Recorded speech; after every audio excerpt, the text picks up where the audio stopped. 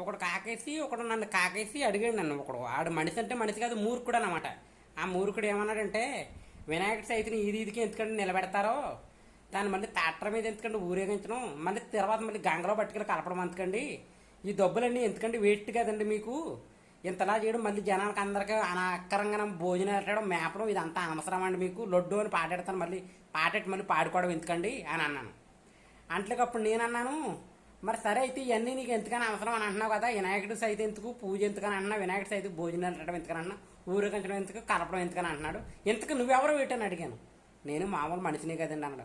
మనిషి అయితే మరి నువ్వు ఏతుప్రో పేదన ఎందుకు చేస్తున్నావు, నువ్వు పేదన చేయడం మానేయచ్చు కదా, పేదన చేయడం మానేస్తే నీకు గొడవ ఉంటుంది కదా. వినాయకుడి ఇరుగు ఏంటంటే పూజలు చేస్తున్నావు కాబట్టి మాకు తెలుస్తుంది, నీళ్ళు ఎక్కడి నుంచి వస్తున్నాయి, శివుడు వదిలేడు కాకపోతే నుంచి గంగదేవి వస్తుంది, లక్ష్మీదేవి ఎవరో నువ్వు తినే అన్నం లక్ష్మీదేవి, ఇవన్నీ వదులుకుని మతం మార్చుకుని నోటుకు వచ్చినట్టు బాగుతున్నావు. నేను ఒకవేళ నేను క్షమించినా సరే నా దేవుడిని క్షమించడం, నీ దేవుడే కాదు, నీ దేవుళ్ళ అట్లు 100 దేవుళ్ళు ఉన్నా నా దేవుడి ముందు ఏది పెద్ద గొప్ప కాదు. నా దేవుడు ఎవరో కాదు, సూర్య భగవానుడికే చేపించాడు, అంత గొప్పవాడు నా దేవుడు. వినాయకుడు తెలుసుకుంటే నీకు ఇనిమే కాదు, నీకు అంతం తప్పదురా.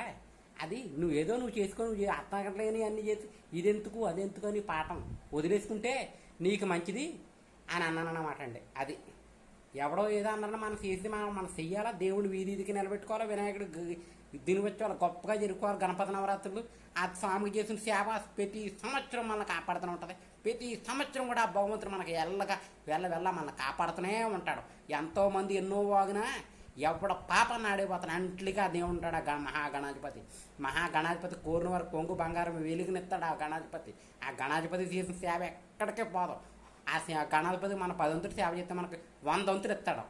జై గణేశ, జై గణేశ, జై గణేశ.